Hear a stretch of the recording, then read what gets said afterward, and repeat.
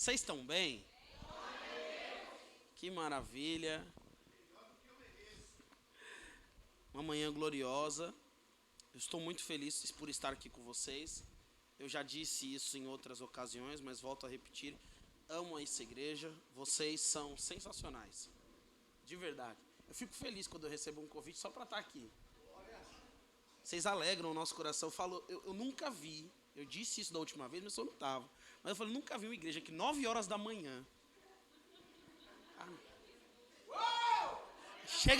Chega desse jeito assim, sabe? Uma pressão tão violenta. Oh, rapaz do céu. Pastor Alex, pastora Tamara são amigos. Obrigado pela confiança mais uma vez. Me sinto verdadeiramente honrado. Amém? Quantos querem ouvir uma palavra? Abra comigo a sua Bíblia, Salmo 126.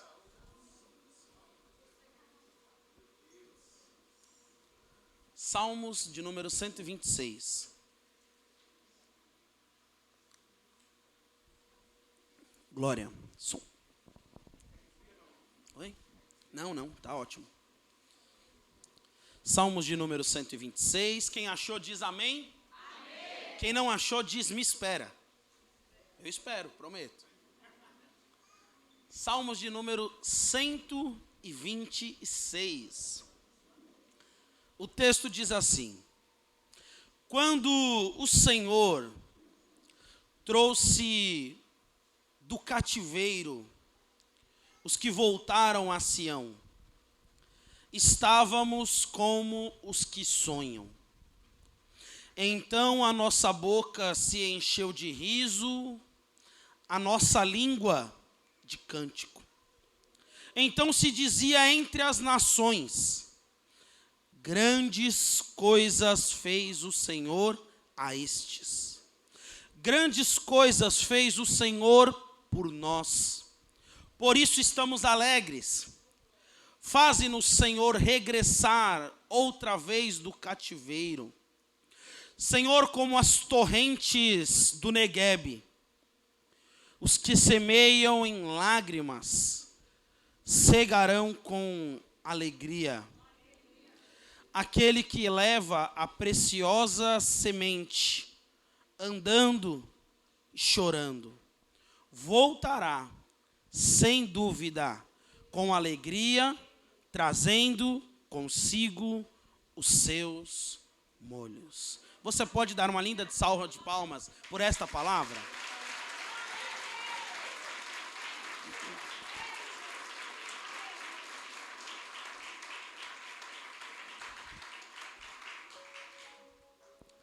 Salmo de número 126. Quando o pastor Alex compartilhou comigo o privilégio de estar com vocês essa manhã, eu fui falar com o dono da igreja. E aí eu perguntei para ele, falei, Deus, o que eu ministro?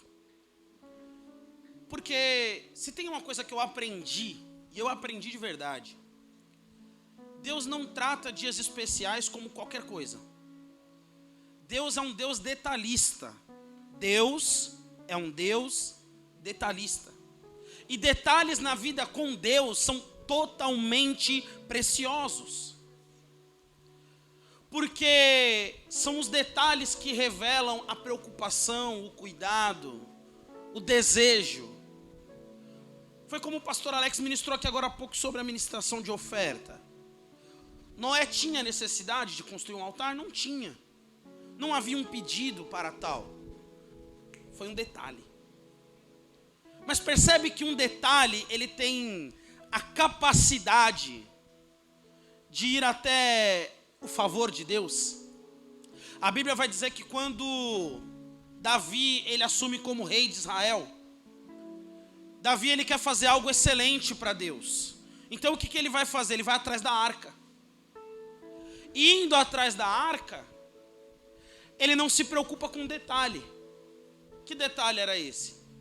A arca só poderia ser transportada por levitas e sobre os ombros. Mas pastor, o importante não era a arca. Aí é que você se engana. Deus se preocupa com detalhes. E se preocupou de tal forma que matou alguém que tentou proteger a honra dele. Porque o problema é que não dá para ter um discurso a favor de algo muito bom quando eu não me preocupei com o básico. Mas quando a gente não se preocupa com o básico, a gente quer mexer com o extraordinário. Você não entendeu? Faz o básico. Se o básico estiver certo, você avança de nível. Agora não tenta agir no extraordinário se tem falha no básico ainda. A Bíblia diz que nesse cenário, a arca vai parar na casa de alguém que se preocupava com detalhe. Seu nome? Obed-Edom. Crônicas vai dizer que Obed-Edom tocava um tom a mais. Para os músicos que aqui me escutam, sabem disso. Tem virada que você não precisa fazer na bateria, mas você dobra o tempo para encaixar melhor.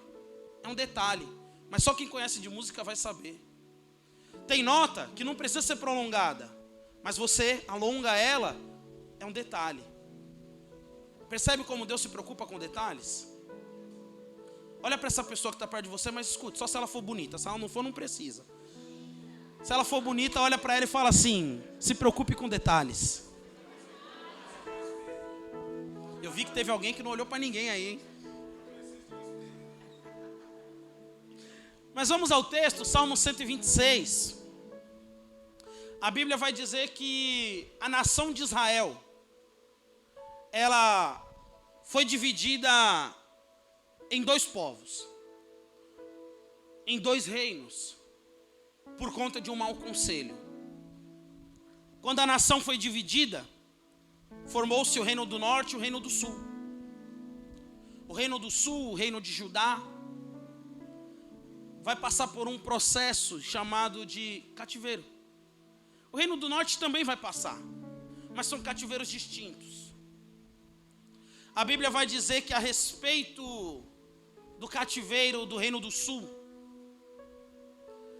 um homem chamado Nabucodonosor, ele vai invadir. Na verdade, primeiro ele cerca, ele suprime, ele invade e ele toma o povo. Nabucodonosor vai fazer algumas incursões em Judá para levar aquilo que o povo tinha de melhor. Na primeira incursão que Nabucodonosor faz, ele leva os jovens da nobreza. Dentro desses jovens estão Misael, Azarias, Ananias e um pequeno homem que a Bíblia vai chamar de Daniel. Se você não reconhecer os outros três nomes, é porque você está acostumado com Sadraque, Mesaque e Abidnego. Mas esses são nomes babilônicos que foram dados a eles. Eles são levados cativos para a Babilônia. Percebe o resultado de um mau conselho? Um dia Roboão decidiu ouvir a galera da sua idade. Não sentou com o mais velho. Não se preocupou em ouvir conselho de ninguém. E não se preocupando, ele divide um reino. E agora esse reino, porque está dividido, vai ser conquistado. Eles estão sendo levados para a Babilônia. E esse contexto do Salmo 126 tem tudo a ver com esse cativeiro. A Bíblia vai dizer que o salmista, ele inicia dizendo: quando o Senhor trouxe de volta o cativeiro, os que voltaram a Sião estavam como os que sonham. A primeira lição que nós precisamos entender a respeito do cativeiro é que a primeira coisa que um cativeiro ele procura fazer na minha e na sua vida é roubar os sonhos. Você não precisa estar trabalhando como um escravo para deixar de sonhar. Mas quando você deixar de sonhar, você se sentirá escravo do que faz. Porque aquele que deixa de sonhar, ele perde a perspectiva do futuro. E aí não importa mais a área em que ele atua, porque permanece sendo um trabalho maçante.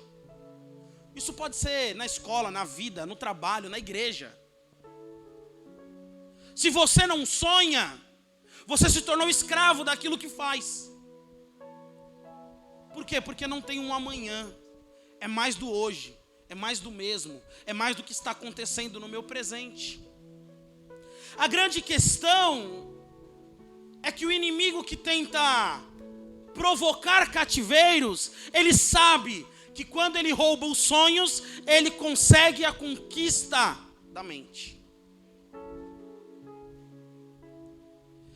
Já viu aquele tipo de pessoa que você olha para ela assim, você fala assim, cara, tem tudo para dar certo.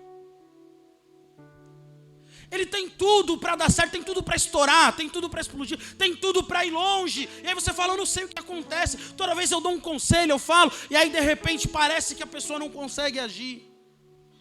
Os sonhos foram cativos. Ela já não sonha mais imaginando que ela pode chegar lá.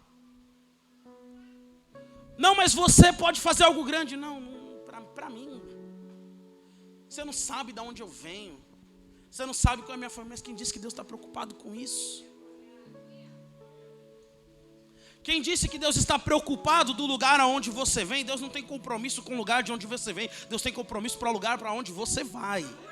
Deixa eu dizer isso aqui de novo. Deus não está preocupado com o lugar de origem. Deus está preocupado com o lugar de destino. Porque Deus sempre tem uma palavra que nos projeta para um destino profético.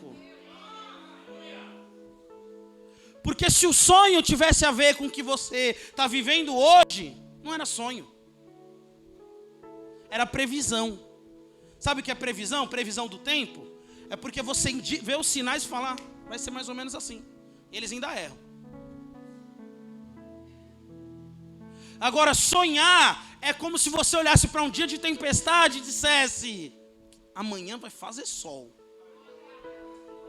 Amanhã o dia vai amanhecer extraordinário. Isso é sonho. Não tem impacto com a sua realidade. O interessante que nós vemos sobre isso é que Deus nunca projetou os sonhos dele em alguém que parasse no meio do caminho. Você vê o exemplo de José. Um homem repleto de sonhos, mas os sonhos que ele tinha, ele compreendeu que não eram seus. E se não eram seus, não tinham nada a ver com o seu momento atual. Porque quando José sonha pela primeira vez, ele sabe que ele é um menino na casa do pai, mas ele sabe que está sendo levantado para algo maior. Imagina José chegando na casa de Potifar, agora escravo, vendido, traído pelos seus irmãos e dizendo, você acredita que Deus me deu um sonho que eu ia governar a casa do meu pai?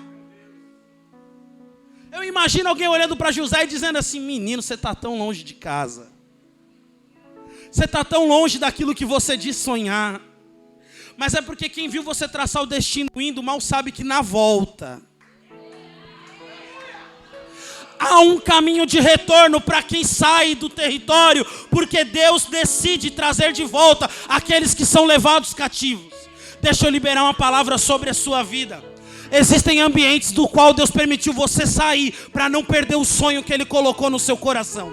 Existem promessas que Deus permitiu que você fosse tirado do ambiente. Mas pastor, o que Deus me deu tem a ver com lá. É porque não é para esse tempo. Então Ele vai te levar para outro lugar, para te forjar, para te preparar. Levante a sua mão, deixa eu liberar essa palavra. Ele está te levando para um lugar de preparação. Ele está te levando para um ambiente que vai forjar você para a promessa. Porque Deus não precisa preparar uma promessa para você. Deus precisa preparar você para a promessa. Porque você precisa da estrutura necessária. Você precisa do amadurecimento necessário. E no lugar onde você estava, você não iria amadurecer. Então Deus diz, eu vou permitir que ele seja levado. Eu vou permitir que tentem tirar ela desse ambiente. Porque quando você estiver longe, você vai ver o que precisa ser corrigido. Dá para dar um glória?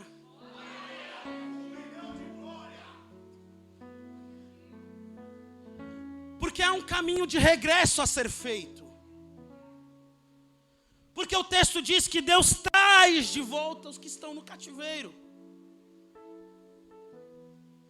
E nós estamos como quem sonha. Deixa eu te dizer uma coisa. Isso aqui não é simples para o povo de Israel. A Bíblia diz que quando eles são levados cativos, Salmo de número 137, vai dizer que eles falam dessa forma. Eles pediam que a gente cantasse as canções de Sião. Mas como é que eu vou cantar sem alegria no coração? Eu pendurei as minhas harpas no salgueiro, para dizer que eu nunca mais volto para cantar, para dizer que eu não executo mais esse ministério. Ei, deixa eu te dizer uma coisa. Há momentos na vida que vão pedir para você fazer aquilo que você fez a vida inteira, e você vai olhar e falar assim: não, pastor, eu aposentei esse ministério meu. Não, pastor, eu não consigo mais, eu não prego mais, eu não canto mais, eu não ministro mais, eu não vou na casa de ninguém mais, porque o senhor não sabe o que fizeram comigo. Me feriram de uma tal forma que pedir para que eu faça é reviver os meus traumas. E o ministério está onde? Está pendurado. Eu aposentei ele está num salgueiro. Ele está à disposição e ele só serve para lembrar o meu passado. Quando a gente vê o texto falando sobre exílio, a gente não entende muito bem, porque é uma cultura da nação de Israel. O professor Luiz Saião vai dizer que a melhor aplicação para dentro desse texto é a canção do exílio de Gonçalves Dias, porque o brasileiro só entende isso. Sabe aquele poema da escola que diz: a minha terra tem palmeiras, onde canta o sabiá. As aves que aqui gorjeiam, não gorjeiam como lá. A nossa terra é mais garrida. Os nossos campos têm mais flores. Os nossos bosques têm mais vidas. E a nossa vida, mais amores. Porque o brasileiro, ele só entende debaixo da sua própria ótica. Porque você vai falar assim: mas pastor, eu não sei o que é um salgueiro. Mas se você pegar qualquer pessoa, como eu, que é descendente de nordestino, e você perguntar: você voltaria para lá? A maioria fala: volto. Fala: mas com todas as dificuldades. Mas é que você não sabe como é o clima lá. Você não sabe como é que era lá. E vir, por mais que esteja numa cidade de pedra como São Paulo, a vida é tão corrida que você fala: eu perco as esperanças aqui. Eu perco as esperanças nesse ambiente. Mas o conhecimento desse texto nos leva a entender que o povo sofria tanto, que eles estavam no meio de um povo diferente, de um povo estranho, de um povo idólatra, numa terra estranha.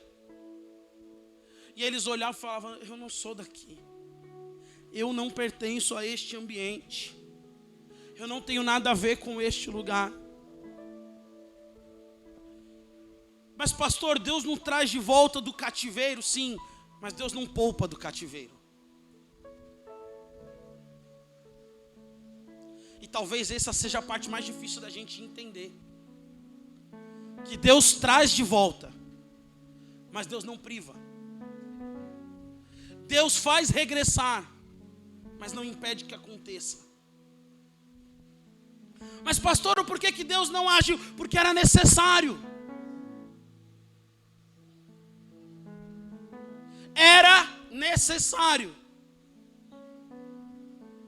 Mas há um tempo novo virando no ar. E por isso eu digo que Deus é um Deus que se preocupa com detalhes. Porque normalmente, eu não sei você, mas eu sinto isso. Quando vai chegando o final de ano, eu sei que algo novo está para acontecer.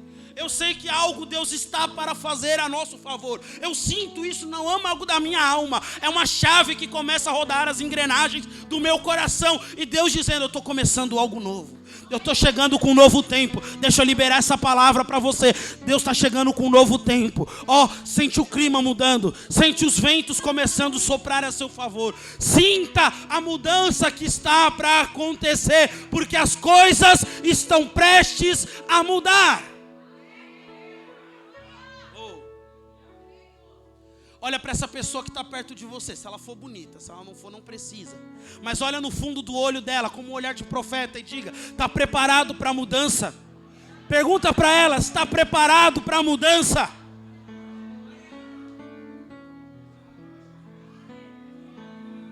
Diga isso para ela com voz de profeta.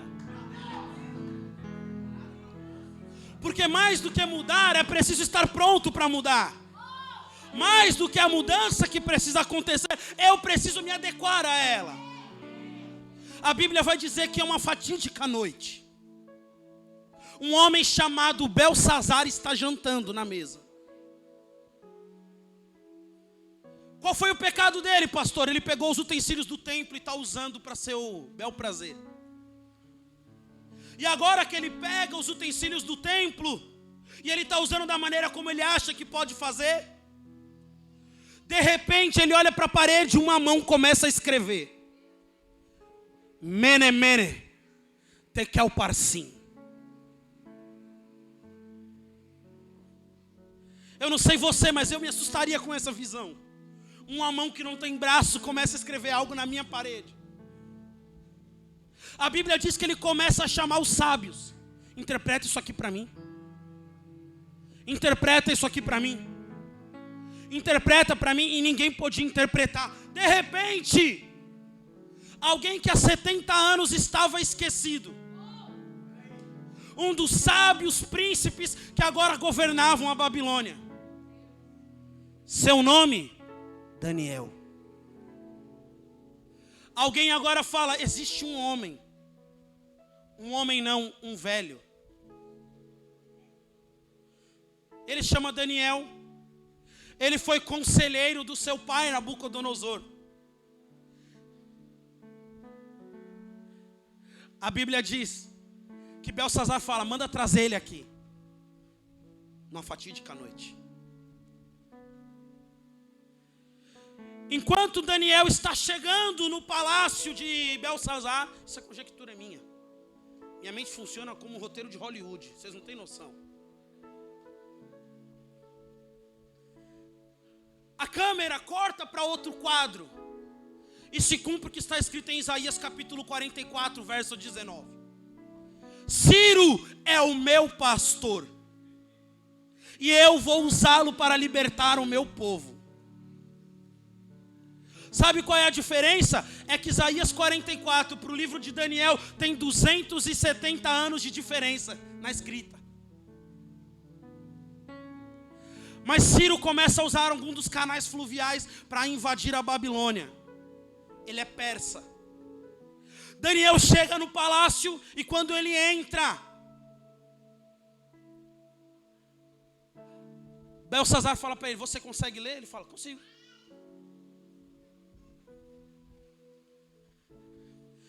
Mas se passaram 70 anos desde o dia que você chegou. Mas Deus não disse que a minha promessa vencia com prazo de validade. Deixa eu te dizer uma coisa. A promessa que Deus fez quando você tinha 10, 5, 20, e você está com 30, 40, 50, 60, 70, 80, e alguém disse: viu lá, não se cumpriu. É porque não conhece o seu Deus, é porque não sabia o que ele podia fazer. Disseram: o tempo já passou, o prazo já terminou, mas não sabiam que Deus não põe prazo de validade em promessa. Então ele disse: fica tranquilo, Daniel, fica tranquilo que olha eu chegando, eu estou trazendo liberdade ao povo, eu estou entrando hoje nessa noite, eu estou entrando nessa manhã para começar algo novo, e a promessa que eu te fiz, eu hoje vou cumprir. Porque se a gente coloca prazo de validade, a gente tem que matar Caleb, que recebe uma promessa com 40 e com 80, pega uma espada na mão e fala: eu vou lá matar o gigante. Mas você tem força? Fala: a mesma que eu tinha quando eu tinha 40. Então deixa eu te dizer uma coisa. Não ache que as promessas de Deus na sua vida têm prazo de validade. Existem promessas que apenas precisam do tempo certo para se cumprir. Elas não podem se cumprir nem antes e nem depois. E aí Deus está esperando naquele dia, a uma fatídica noite, quando tudo parecer que está contra você, quando os seus inimigos estiverem banqueteando numa mesa, eu apareço com a mão do céu. Eu apareço com a mão do céu para trazer uma sentença nova na terra. Ei, deixa eu dizer isso aqui para você. Há uma sentença sendo liberada do céu a seu favor. E quem vai olhar não vai entender nada. Os seus inimigos vão dizer: o que é que está escrito? É Mener, Tekel, Parsim. Que escrita é essa? Que idioma é esse? Que fala é essa? Manda chamar você, manda trazer você para o ambiente. E nessa noite, todas as coisas começam a mudar. Daniel diz: pesado foste na balança e achado em falta diante de Deus. O teu reino não vai subsistir. Naquele momento, volto a dizer, minha mente funciona como um roteiro de Hollywood. Eu imagino Ciro invadindo o castelo. Ele pega Belsazar naquele ambiente e ele o mata. Pastor, mas Ciro não era persa? Era. E Deus chamou ele de pastor? Chamou. Porque Deus pode usar quem Ele quiser para fazer com que você viva o cumprimento da promessa. Deixa eu te dizer isso aqui, escute isso, que isso é profético. Deus não está preocupado se o teu patrão ele é crente, ele é ateu, se ele é à toa, o que ele faz da vida dele. Deus está preocupado que no dia que Ele decidir usar ele como instrumento para a sua vida, ele vai cumprir o papel que ele precisa cumprir. Deus não está preocupado se o político do momento, ele é de direita, de esquerda, de centro, de lado ou do outro. Mas Deus disse: se eu quiser usar ele a favor do meu povo, eu uso e manifesto verdadeiramente um cuidado para com a minha igreja. Levante as suas duas mãos. Ele está na casa. Ele está na casa. Oremando nabia sora canto nabia saito. Oh Espírito Santo, nós entendemos essa palavra. Nós não estamos presos a nada nessa terra. O nosso governo continua no céu. A Bíblia diz em Isaías capítulo de número 6, que Isaías falou: no ano que morreu o rei Uzias, eu vi o Senhor assentado sobre um alto e sublime trono. Ainda que o meu governante, quem é próximo, possa ter saído do trono, o céu não perdeu o controle. O céu continua tendo todo o controle. O céu não está em crise.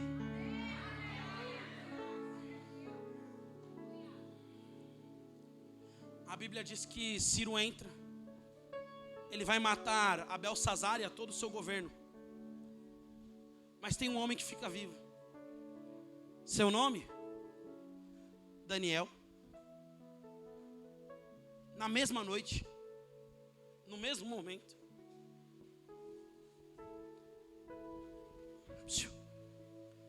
não se assuste com mudanças de repente. Elas levaram anos para ser construídas. Você vai olhar para alguém hoje e amanhã não vai vê-lo mais no mesmo ambiente, não vai vê-lo mais na mesma estrutura, não vai vê-lo mais na mesma característica. Aí você vai olhar e falar assim: aconteceu do nada. Do nada não. São anos que eu estou construindo isso daqui com Deus. São anos que eu estou construindo isso daqui com Ele. São anos que eu estou vivendo de promessa em promessa, de promessa em promessa, de promessa em promessa. Ei, levante a sua mão direita assim para o alto. Bata na mão dessa pessoa que está do seu lado, diga para ela: está chegando a mudança que vai tirar você do dia para a noite. Está chegando a mudança que vai transformar você do dia para a noite. A mudança que vai mudar a sua vida do dia para a noite está começando.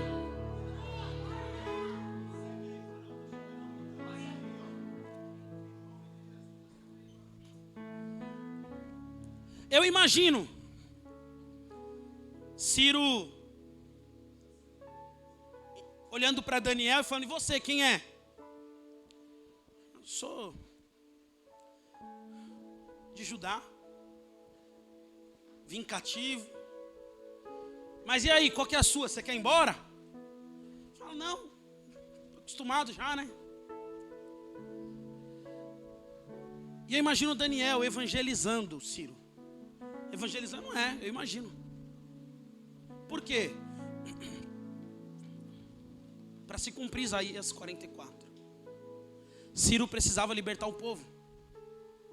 Eu imagino Daniel pegando o rolo do profeta Isaías e falando: olha aqui, esse é você.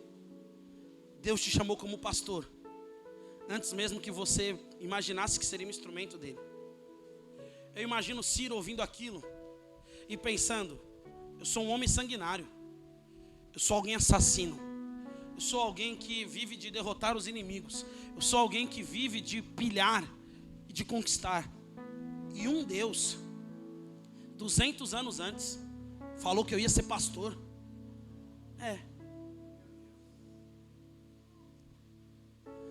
Aí você olha para alguém que saiu do tráfico, você olha para alguém que saiu das drogas, você olha para alguém que saiu do mundo do crime, você olha para alguém que saiu da prostituição, e você acha que Deus não pode fazer dele alguém no reino?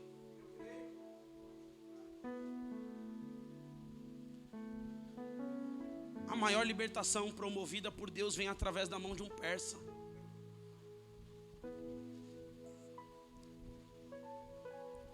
A Bíblia diz que Ciro, naquela ocasião, decreta a libertação do povo. E um salmo que, segundo os historiadores, estava incompleto, porque o seu cabeçalho havia começado a ser escrito por um homem chamado Davi,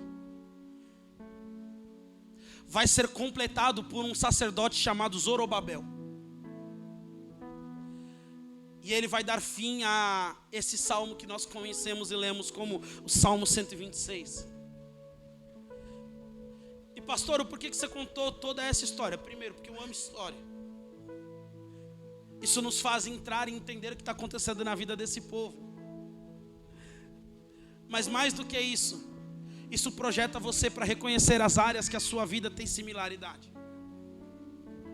Porque agora que você conhece a história de um povo que estava escravizado e o nível da obra que Deus fez para libertá-los, vocês vão entender o Salmo 126 quando diz: o Senhor trouxe de volta o cativeiro, e nós estávamos como quem sonha. Porque depois de 70 anos, Ele nos libertou. As nações diziam a nosso respeito: tem algo grande acontecendo lá. Tem algo grande acontecendo lá. Tem algo grande acontecendo no meio daquele povo. Quem é de longe vai ter que olhar e dizer: olha esse povo, e o que Deus está fazendo no meio deles é grande. As nações olhavam de longe, sem internet, sem correio, sem nada disso, e diziam: tem algo grande acontecendo lá. Deixa eu dizer para você, não acredite que 2023 será o pior ano da sua vida. Tem algo grande para acontecer nesse ano. As nações vão dizer, porque a promessa do avivamento recai sobre a igreja de Deus, e o povo vai ter que saber: tem algo grande acontecendo ali. Escute, vida com Deus, tem algo grande para acontecer aqui, tem algo grande para começar, e Deus está dizendo: se prepara para mudar.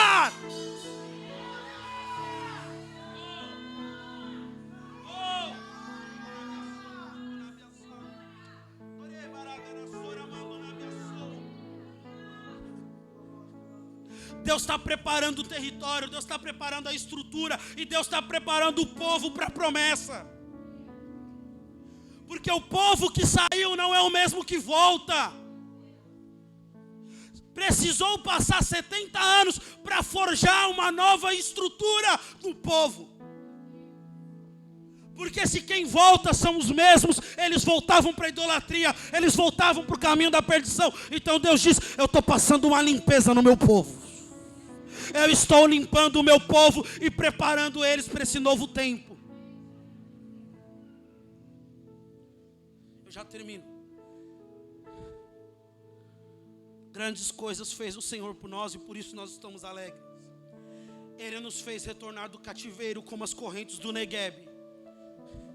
Os que semearam com lágrimas vão colher com alegria. Porque aqueles que saíram carregando a preciosa semente voltarão carregando a sua colheita. O Negueb é uma região árida da terra de Israel. Ele abrange 60% de todo o seu território.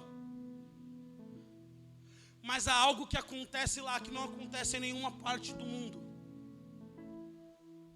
O inverno nessas regiões ele é tão denso que as massas de ar frio elas não descem. Elas se mantêm em cima dos cumes dos montes.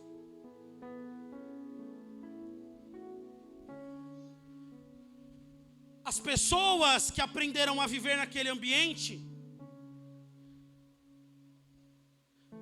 olham para o território e falam: é infértil, não vai nascer nada. Pode vir alguma coisa boa dali, pastor Alex?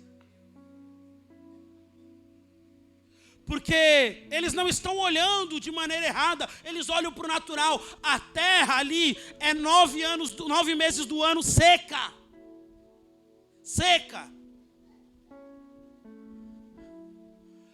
Mas alguém mais esperançoso pegou umas sementes na mão e saiu no meio de uma terra seca dizendo: eu vou semear. Eu vou semear. Mas você é doido, você está semeando num lugar que não nasce nada. Deixa eu ser doido então. Eu vou semear. Eu vou semear. E o que vai regar essa semente? Se não tiver água, eu choro. Eu vou semear. Eu vou semear. Eu vou dizer isso até você entender o que Deus está falando. O ambiente não é propício, mas eu vou semear. Quem olha no aspecto natural fala: não vai dar nada, mas eu vou semear. Por quê? Porque eu entendi que o meu papel é ser semeador. E saiu o semeador a semear. O território não muda o meu papel, então eu continuo semeando. O ambiente não define quem eu sou, então eu vou continuar semeando. Mas quantos anos, pastor, você vai fazer isso? Não importa o tempo que seja necessário. Alguém um dia vai ter que ver a fé que eu tive para semear nesse ambiente. Ei, mas deixa eu te dizer uma coisa. Por 3 meses do ano, o alto verão começa a aquecer as pontas da colina. A região do Monte Hermon começa a ser aquecida. E a neve que estava congelada descongela como que se fosse de um dia para o outro. Sabe o que é interessante? É que quem mora na região do Negueb, que é a região sul da terra de Judá até hoje, fala que você nunca sabe o dia que vai acontecer. Você não tem como prever. Você não tem como comensurar. Mas de repente, o tempo vira. Uma massa de ar frio começa a soprar. E antes que você possa sair do ambiente, um rio brota. Vindo de onde? De uma montanha. Tem nascente, pastor? Não tem, mas tem água. Tem afluente? Não tem, vai terminar aqui. Para onde que ele vai? Ele saiu com um propósito, que era qual? Regar as sementes que estavam na terra. Deixa eu te dizer essa palavra. Alguém lançou semente em terra seca. Alguém olhou para você e disse: para de olhar para o seu filho, porque ele não vale a pena. Ele já se perdeu, ela já se perdeu. Para de acreditar, mas deixa eu liberar uma palavra profética sobre a sua vida. Está chegando a torrente do Negueb, e quando ela descer, ninguém vai saber de onde veio, nem como foi que aconteceu. Mas de repente, do dia para a noite, olha o seu filho aqui, olha o seu marido aqui, olha a sua esposa aqui, olha a igreja crescendo, olha o povo mudando, olha tudo sendo transformado. Por quê? Porque Deus disse que faria. Coloca de pé. Ele disse que vai fazer, ele vai. Não tenha pressa, entenda que tudo tem um tempo determinado. Ele disse que cumpriria, ele vai cumprir. Porque ele não precisa do seu tempo, ele está no próprio tempo dele. Então acredite em mim, continue acreditando.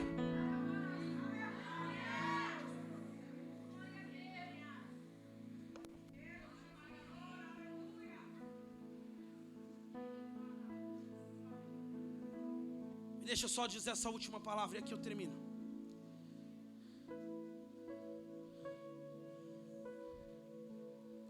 Quando você retornar do cativeiro, e você vai.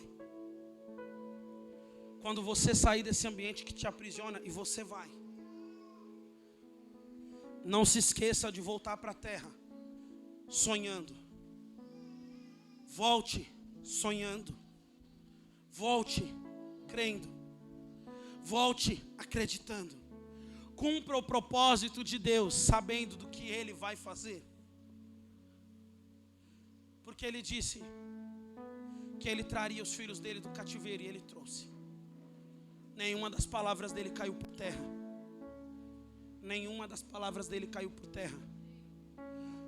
É bem verdade que é fácil desanimar quando a gente está no meio de uma terra seca.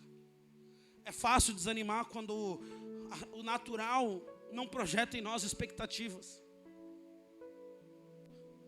Continue sonhando. Continue sonhando. Deus está mexendo na estrutura de lugares grandes, só para te trazer liberdade. Eu vou dizer isso aqui de novo, porque o Espírito de Deus fala na minha alma. Deus está mexendo em grandes lideranças por sua causa. Por seu amor, por favor a você. Ele está mexendo em líderes, Ele está mexendo em chefes de departamento. Porque alguém precisa encontrar um Daniel depois de tanto tempo. Existem Daniéis de Deus aqui ainda? Existem aqueles que continuam crendo na promessa. Existem aqueles que sabem que estão guardados para um propósito. Então eu quero te convidar nessa noite a curvar sua cabeça, nessa manhã. A curvar sua cabeça. E eu quero orar juntamente com você. Se você quiser, coloque a sua mão sobre o seu coração.